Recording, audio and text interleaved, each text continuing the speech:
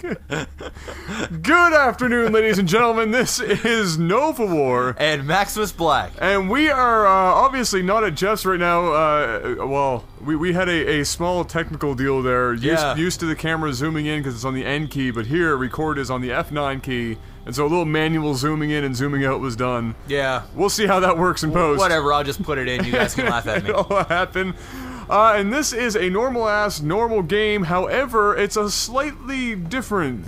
You know, it's a twist. Yeah. It's like Coke and lime, which, by the way, is delicious. Delicious? Yeah. Absolutely. Mr. Black. Yes, sir. Hit me up with a little bit of noise, please. Oh. And yeah. So starting down here in the bottom left position, we have EGINcontrol, and up top right we have. Well, we decided to call him Go. Go it is. All right. I don't even want to attempt whatever that is. I'm sure some of it's an acronym, and or I'm missing it, like it's spelled backwards and flipped upside down or some stupid shit. I don't know. Yeah, so this game was actually sent in by a fan. I don't know if it was sent in by Go. I highly doubt EGINcontrol sent it in. But yeah, no, this is we thought we'd kind of not quite pro because, well, because why not? Yeah. Because really. Yeah. We're something a little bit higher. Yeah. I mean, EGINcontrol is what? Grandmasters? So, he's obviously... He's good. He's good. He knows how to play Starcraft. There you go. That's all I'll say. I do not know how to play Starcraft. Yeah. Well, I love casting the games of the fans, and it's something we'll always do. But I felt as though tonight just felt like something a little higher level. Yeah, I needed some excitement. Yeah, and we actually some of the games we pulled tonight for possible casting are masters levels as well of the fans. Yep. And so it's not like we just went to this. We just saw this game. We were like, you know what? Why not? Yeah. Why not do a little bit of pro action? And so here we are. And I'm not seeing anything in the you know, the realm of cheese. This is looking just an awful lot regular like game. A regular opening, yeah. So if we take a look here at EGINcontrol's except for that second early assimilator. Yeah, he's got a second assimilator, which can tell you he's either going to be teching up to something specific, like maybe DT, or he could be going that 3-gate robo. Even on a 3-gate robo, that's a fairly fast gas, second gas, anyway. Yeah, and it was just before his cyber. I'm not sure, I mean, ask me again anything about StarCraft. I'm not sure which build coincides with getting a second assimilator right before your cyber core. Oh, and look at that, EGINcontrol chucking down a pile, and I'm sure he's going to cancel that. Yes. Just so he does slow down the expansion just a little bit, nothing crazy, but when you are in the Grandmasters, super high leagues, 3 seconds. 3 seconds could be GG. Absolutely. No yeah. And look at that, even in Grandmasters, Bob getting his job on right now, but unfortunately, even in Grandmasters, Bob doesn't face the right direction. Yeah, come on, Bob. Step your direction game up, son. Just step it up. You gotta turn around, son. You're not gonna do any good. Look what's gonna happen. You're gonna get hit up. You gotta pay attention. Turn around. No? Oh, he didn't even see him. Look. Well, sour about that not being able to see him. So... EGINcontrol really just doing some typical opening stuff here. Gonna chrono out his warp gate research. Got Bob sitting in position. He doesn't have a second. Oh, there we go. We do have actually a stalker coming out first, which is a little strange because usually you get Bob, then your sentry. A sentry, yeah. Not really the stalker, unless you have a specific build in order. I'm gonna say another option is that he plans on pushing earlier than normal. And look at this, we actually have a Twilight Council. There's a Twilight Council, so I think we're gonna see some Blink Stalkers. Blink tech. We're gonna see fast Blink aggression, and that's probably the reason why he got that gas super early, so he can afford to get lots of Stalkers, and of course afford to get that Blink research, and he's gonna get that going right away. So he's wasting absolutely no time getting this Blink. He still is sitting on 1 gateway. He does have 2 Steve the Stalkers out right now. Is that the name we're calling him? Steve? Yes, Steve. Okay, Steve. We settled with Steve. Steve is doing his thing right now. And what do we have back up at Go's Yeah. base? We actually have that expansion going down right now, and he looks like he's just focusing on macro right now, as any good Zerg would at this point in the game, because he hasn't seen anything out of the norm. He went down and he saw with those 2 Zerglings that basically it's exactly what he would expect to see. The cyber and the gateway blocking up, and Bob was standing there. So he doesn't know really what's going on inside, but he is going to slowly get in here. However, unfortunately for that Overlord, Yeah. there be stalkers. Well, he's got it. Yeah, he's actually got 2 overlords in the base right now, so he is going to get a little bit of scouting information. But EGINcontrol doing a really good job at placing these pylons in and around the edges. Will he see the Twilight Council. blink tech? Yeah.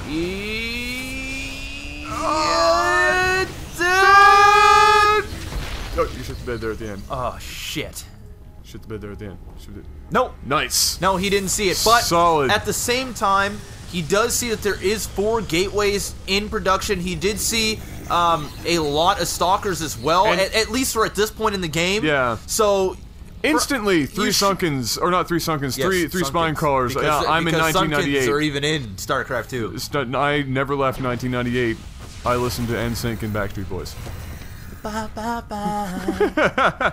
And he got a couple of roaches and a bunch of zerglings as well. He is preparing for an inevitable push. He saw that. He knew it was probably coming. Yep. Up goes the static defense. Out comes a few units. And as any good zerg does, macros up until the point right when his scouting says, here comes the units. And here are those stalkers. And he's going to have to be very careful here. He does have blink. But zerglings are the bane of any stalker force. Yep. It is so hard to do anything really technical, even with blink, unless you're in a very small choke against those zerglings. You're very likely to get a lot of damage, if not taken out entirely, especially with roaches in the back. Yeah, no, it's gonna boil down to basically godlike blink. And I'm in EGINcontrol's Grandmaster, so I'm sure he's going to do a fantastic job at doing it. But here we go. The lings are going to surround, but the great thing about the Sling-Roach combination is these roaches in from behind doing all kinds of damage to those stalkers, forcing a quick blink in behind or they will die, which means he really can't attack for all that long. He took minimal damage there, Go did, and EGINcontrol was forced to back up. Take a look here at the probe and drones right now. 30 drones to 24 probes, so EGINcontrol is fully saturated, but at the same time, if he lets go any longer, he is going to be in some serious trouble. I don't care how good your blink is. No, absolutely, and we're actually seeing more zerglings being produced here as soon as that happened. We actually have a Dark Shrine also going up here for EGINcontrol, because I think he's seeing that this Stalker might not work in this combination. Oh, he's beautiful. One blink there beautiful to get the rest of them up the hill. That's a very good move. Take notes. That's a phenomenal thing to do, and there's a lot of zerglings surrounding there, and he has to get out, and he loses another Stalker in that mix.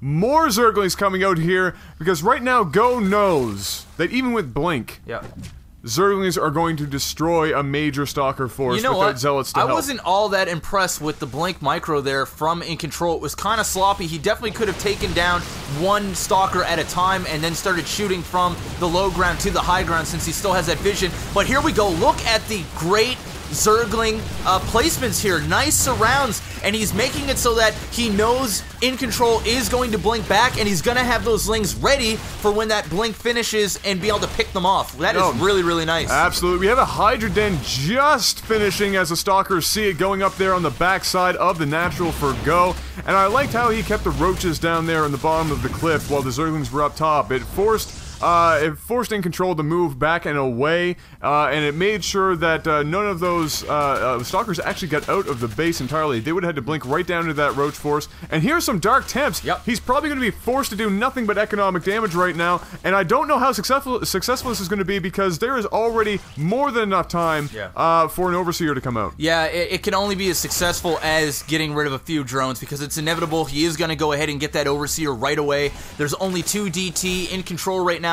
His macro is slipping big time. He's at almost 600 minerals. All he has is 2 DT in here. What is he really going to do with these bad boys? Get rid of 4 or 5 drones and then that's it? This is Protoss desperation. This might work if you're playing up against a Protoss player or a Terran that's using way too many OP mules and they really don't have anything left, but it's as easy as grabbing an Overlord, creating an Overseer now that layer tech is finished, and that's it. Basically, that attack is done. That was a lot of gas invested into those DT, not only from the DT itself, but getting that shrine up alone, just now getting his expansion.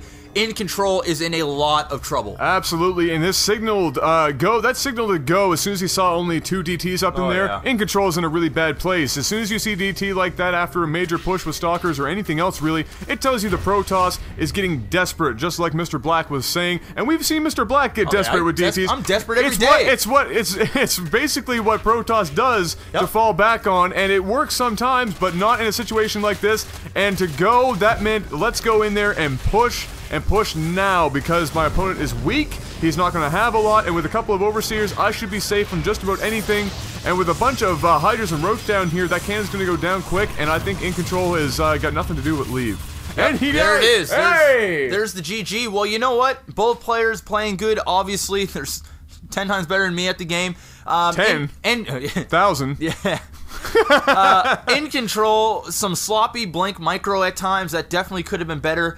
Some really, really good surrounding and good unit composition for Go. I think EGINcontrol had the right idea. He was being super aggressive. It was basically an all-in. He was one basing, 4-gate, all in with blink stalkers, and you know what? It was a good defend by Go, and once you allowed the 2-base Zerg to be on 2-base for that long, without really doing any economic damage. Sure, he had a bunch of blink stalkers up there, but he wasn't really splitting them in half. He wasn't doing any damage to the drone line, and that's a big problem. The big thing I saw was in that first push. If you go back up to the Hell's Gates up there real quick, is that first push, most of his stalkers were actually up by the trees, and if he had backed up, like, literally 5 feet, half of the amount of Zerglings would have been able to attack there, and that could have been a totally different story. Yep. So blinking from a smaller choke. My other little qualm that I saw there was the amount of stalkers he went after the first push.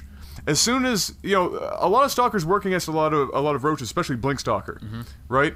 But as soon as the first push is over and the Zerg sees that, that signals to them Zerglings.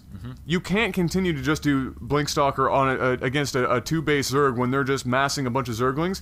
He should have stopped, switched over to having at least some zealots up front to help with the Zerglings, even in the middle. They don't even need to be up front.